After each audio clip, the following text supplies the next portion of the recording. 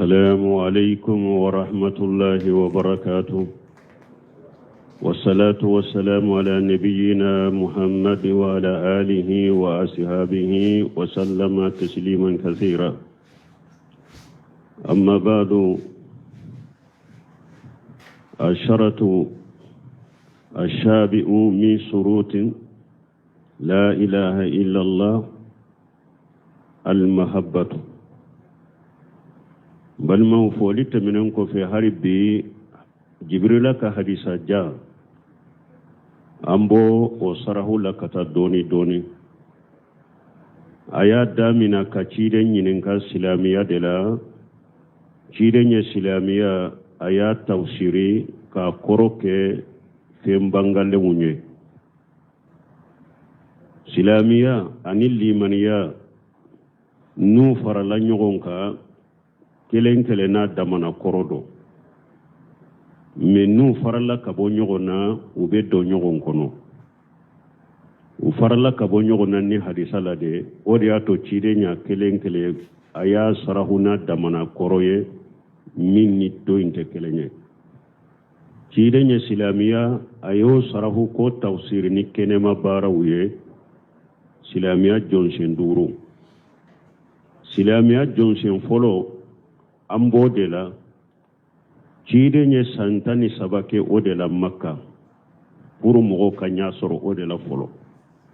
parce silamia ka jonse unto na ka barato jonse folo min fule ninye la ilaha illa allah muhammad rasulullah ninde hadama de manya soro ninde la fengo fembe na ko fatina fa for ikanya soro ninde la ninde kasabati bolo folo o de ato chide nye santani sabake aledela Makkah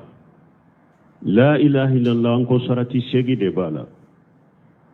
suro woro fora woro anyo fo wolon fulana mahabbatu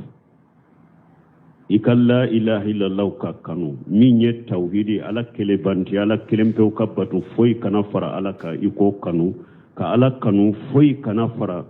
ala kanu ka ibolo wodella ye munye وقال تعالى ومن الناس من يتخذ من دون الله أندادا يحبونهم كحب الله والذين آمنوا أشد حبا لله alakum mogo dobe mogo la ulube bato fe ngoro mina ko bato kafara alaka ubu ka bato fe fe ubu kanu ko mu be alakanu chogome me mu'mini ka alakanu ode ka gele ka teme mushriki nunun ka alakanu ka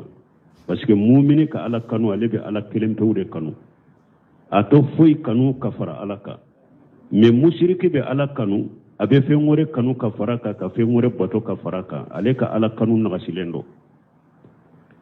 ciidan fana ko sallallahu alaihi wasallam ako salasu man kunna fihi wajadan bihinna halawatal iman أن يكون الله ورسوله أحب إليه مما سواهما وأن يحب المرء لا يحبه إلا لله وأن يكره أن يعود إلى الكفر بعد إذا أنقذه الله منها كما يكره أن يقذف في النار تيدم فنقو كسين نما بكا ako fen sababe jogo sababe nulu sabatira mogo min na damu min be limaniya la iba soro idusukun kono o folo folo munye ala ana ka cide ika ulude kanu kateme fembeka ika ala na ka cide de kanu kateme fembeka oye folo ye ako afula na ika hada maden kanu hada mademi nita kanu foi kama ni alate ika mogo kanu ikana kanu foi kama ni alate sabana ala kelen kofe ke kisi kibo kafiriyala kike mu'miniye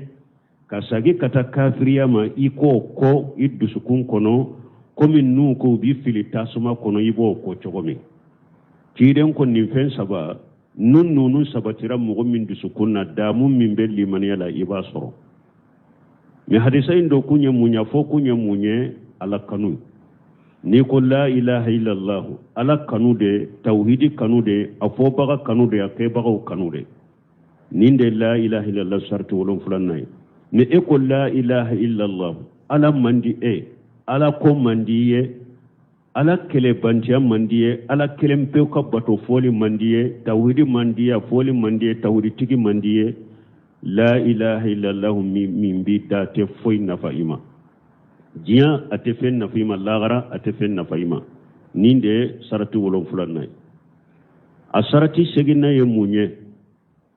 sarti segina ye munye wal kufru bima yubadu min dunillah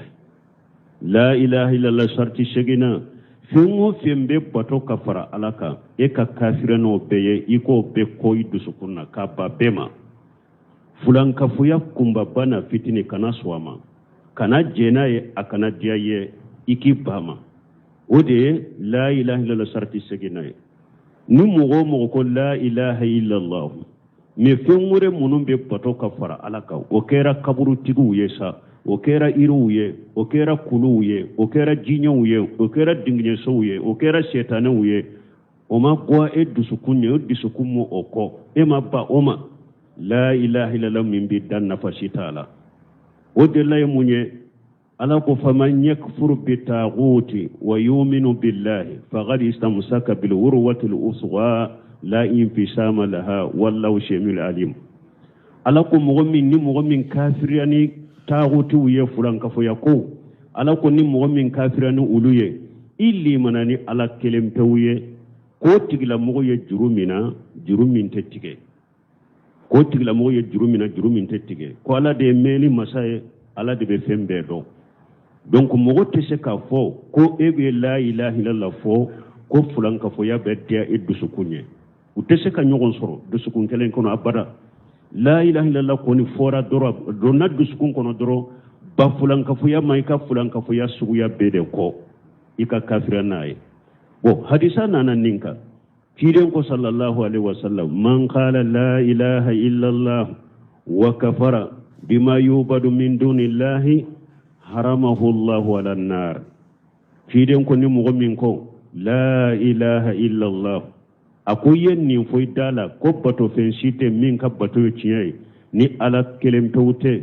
fe munum be bato kafara alaka e kafirani uluye iyi uluko ibanna uluma ciden ko ala ye e haramu ya jannaba tasumama e haramu yara jannaba tasumama min ni e ko la ilaha illallah fe wure munum be bato kafara alaka e mabba oma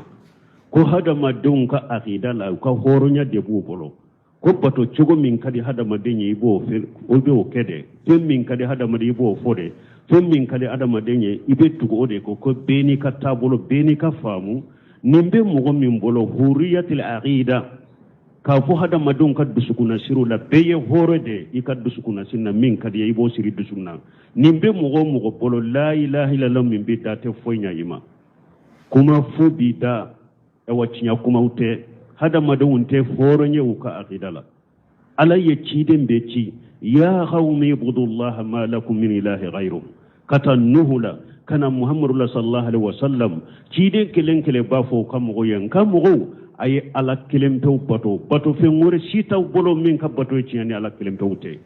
ciden be cirani ninde bon ni mugo min nyafo ola ko hada madon ka dusukuna sirunu ka aqidal ko beye horede ika aqidala nunu nyengalon kuma ude woni la ilaha illallah te tafana donc ni la ilaha sarti seginay la ilaha illallah do be sarati kononto nafo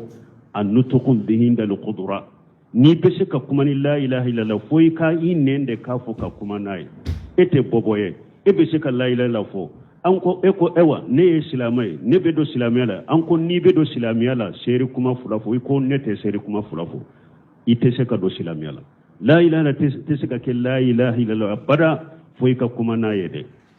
innahum idaqila lahum la ilaha illallah yastakbiruna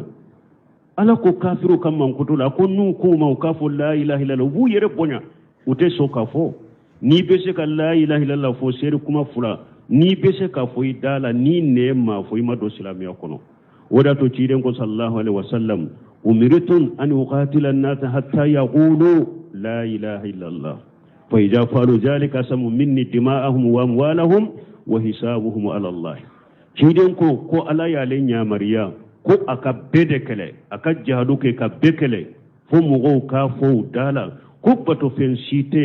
min ka bato tiani ala kelempe wute ciden ko nu yen nin fo dala wakati min o ka joli boni haramu yaramma ko kan na fulo mina wula o haramu yaramma fo silamiya ka hakke wala fo la ilaha illallah ka fo dala de ni bese ka fo aka fo de mais ni yere bonya fo lima ne silamai ando na silamiya la mais an ko sere kuma fo kay kon ta fo la ilaha illallah te fenya e ka la ilaha illallah ima do yere silamiya kono folo donc ni nye la ilaha illallah sharti shegi do yen nin kono to na faraka nambora ola sere kuma yin fulanna ye munye muhammadan rasulullah ka fu muhammadu fanay ala ka cidende ni ko muhammadu rasulullah o sarati wolon fulan yogona bo fanala fulo ye munye al itirafu bi risalatihi wa itiqaduha batinan fil qalbi muhammadu rasulullah sarati fulo ye munye ika afo innenka al itirafu bihi bi risalatihi iyire ka jonaye ika swama ko cidende ye cideye ko ala de yaci aka cidenya iswa uma ewa ika aka cidenya siri iddusu kun fana kono ko muhammadu yala ka cidende ala yaci inne ka fo ko muhammadu yala ka cidende ika swama dusukun fana ka swama ko muhammadu ya cidende min ni abe iddusukun kono ko ciden kan cidenya e ma swama yube shikale mbala hari muhammadu rasulullah ni ya fo idala ate foinya ima foi ka jenaye ko alaka cidendeno ika siri dusukun fana kono ko alaka cidendo ninde sarati fuloy asarati fulana annutqun bidalikan wa itirafun biha jahiran bil lisani muhammadu rasulullah ni ya siri dusukunna ko cidende cidenye asarati fulana innen kafo kene kafana dusukun kono ni sonnanayi jenanayi ko muhammadu alaka cidenye sarati fulanna nen fana kafo innen kafo ko muhammadu ye alaka cidenye ko fana bange innenka ni nye muhammadu rasulullah aka sarati fulanna muhammadu rasulullah aka sarati sabanna munye al mutaba'atu lahu bi an ya'mala bima ja'a bihi min al haqq wa yatruku ma naha anhu min al batil ni ko muhammadu rasulullah asarti sabanna munye ikatugu ciden ko sallallahu alaihi wasallam ikatugu ciden ko ciden ni cinya minnana iko cinya minna ika barake nayi ciden ye mogo bali kabo wa galon munuma ani ka mogo bali kabo fe munuma ulu ye kutoye ikana barake nuye tugu ciden ko ani cinya minnana ikatugu oko iko minna ka barake nayi ciden ye balilike kabo ko munuma iko kamma suna uye kutoye muhammad rasulullah afana sarati sabanna ye ninde muhammad rasulullah aka sarati nanina تصديقه فيما أخبر به من القيوب المادية والمستقبلة محمد رسول الله شرطنا ننا يمونye چيدنye kibariya fo ko dogoleun ka kibariya wula ko munun temena dewa ko munun bena dewa fo katari janna dun sabatari janna ka jahannaba dun sabati jahannaba kono chidenya kibariya fode ni hadisa koni de sahara e kadda wala ikadala chiden ka kibariya ikadala ayeko dogole munun fo munun temena nu ko chidenya nin fo sabatira hadisa kono munun bena de nu ko chidenya nin fo sabatira hadisa kono a wajibilembe eka hakili yo i hakili ma yo ikalli mana nayi ika swama ika chinyatigia chidenya kibariya fo ninde muhammad rasulullah fana aka sarati nani nan sarati duruna muhabbatuhu asaddu muhabbatan min nafsi wal mali wal waladi wal walidi wan nasi ajmaina muhammad rasulullah sarati duruna ika chiden kanu chiden ka kanu ka giriya bolo aka gelay bolo kateme yire kunka ika chiden kanu kateme ikan nafoloka ika chiden kanu kateme deunka ika chiden kanu kateme bange bagauka ika chiden kanu kateme hadama dembeka o chide sallallahu akol la yu'minu ahadukum hatta akuna habba ilayhi min nafsihi wa malihi wa waladihi wan nasi ajmain chiden ka dola kelenti saka ke mu'mini dafalenya abada funni de kadya iye ikan ne kanu kateme ika yire kunka ikan ne kanu kateme kan nafoloka ikan ne kanu kateme deunka ikan ne kanu kateme bange bagauka ikan ne kanu kateme hadama dembeka bo chide muhammad rasulullah asarti duruna de fulenenye ciden kanu kateme fembeka bonni ciden kanu na kateme fembeka ciden ka fota de bila beka fotanye ciden ka keta be bila beka ketanye ciden ka nyamarika ani ewa aka kewale sabatira yoro na folo tellaje okoro tuguni den tellaje okoro tuguni bangi bago tellaje okoro tuguni iyere kun tellaje okoro tuguni dondola Umar ibn Khattab ko cide ma konne bi kanu kateme jinya fembeka fonyere ko ciden ko maru kallimana ben amadafa foikin kanu kateme yere kunkade ako cide wallahi sisam bi kanu kateme yere kunga ciden ko Umaru mali ana ya Umaru akoy kalli manat gafara sisa de Umaru donc ninde Muhammad Rasulullah sarati durunay Muhammad Rasulullah akasarati worona taqdimu qawlihi ala qawli kulli ahadin wal amal bi sunnatihi asira inshallah ni ala sunna